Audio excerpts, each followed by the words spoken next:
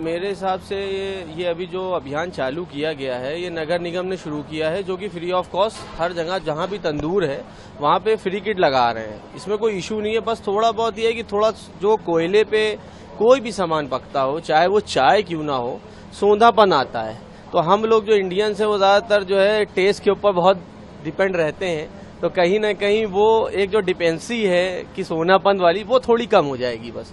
बाकी और कोई ज्यादा फर्क मेरे हिसाब से नहीं आएगा। क्या क्या आइटम तंदूर पे बनते हैं, कोयले के तंदूर पे? देखिए, मेरे हिसाब से मोस्ट ऑफ चीजें जो पुराने लोग चले आ रहे हैं लेकर के, जितने भी ड्राई आइटम्स आपके हैं वो तंदूर में बनते हैं।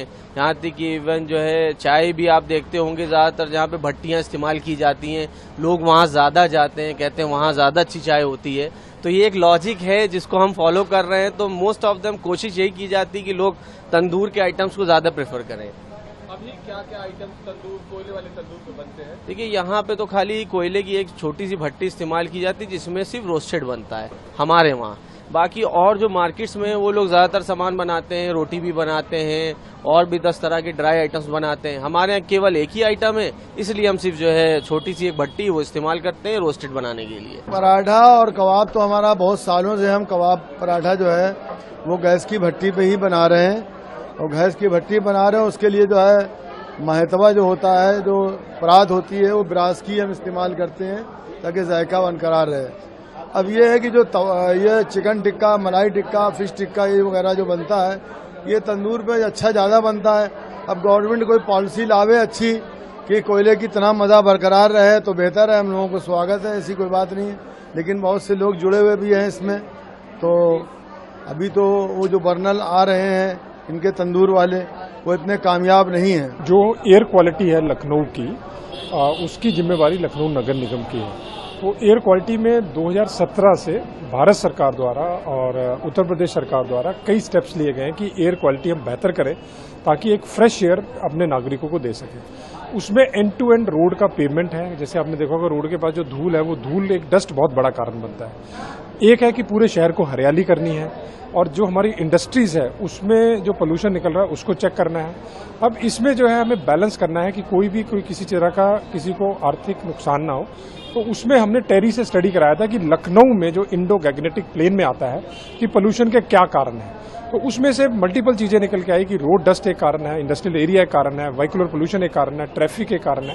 तो हर चीज के लिए अलग अलग स्टेप्स लिए गए। जैसे ट्रैफिक को ईज आउट करने के लिए 15 जंक्शन इंप्रूव किए गए थे, जिसमें देखा होगा अर्जुनगंज एक इंप्रूव हुआ है, अवध पे थोड़ा काम हुआ था, दुबग्गा पे काम हुआ था। तो ये सारे जंक्शन हमने इंप्रूव किए थे। और ग्रीन करने के लिए मियावाकी फॉरेस्ट लगाए गए हैं। इसी बार हम लोग 12 हेक्टेयर से ऊपर मियावाकी फॉरेस्ट लगा रहे हैं। और इसके साथ साथ हमने इंक्रोचमेंट लाया ताकि ट्रैफिक स्मूथ चले, और डस्ट कम करने के लिए रोड पे छिड़काव किया जाता है। और हम लोग जो है रोड को एंड टू एंड पेमेंट करते हैं, इंटरलॉकिंग करते हैं आसपास, ताकि वो हो। एक कारण टेरी ने जो बताया कि हमारे यहाँ 3000 के करीब कोल की भट्टियां हैं। उन्होंने मार्केट सर्वे किया, अलग अलग जगह गए, तो कोल जो है एक जो जब जलता है तो जो वर्कर उस पर काम कर रहा है उसके लंग्स के लिए भी खतरनाक है, जो लोग वहां बैठते हैं पास उनके लिए भी, और आम लखनऊ की एयर क्वालिटी के लिए। तो उसमें फिर टेरी ने सुझाव दिया कि हम रेट्रोफिट कर सकते हैं इन भट्टियों को गैस से। तो उन्होंने 100 का डेमो दिया, लोगों ने स्वेच्छा से उसको करवाया भी।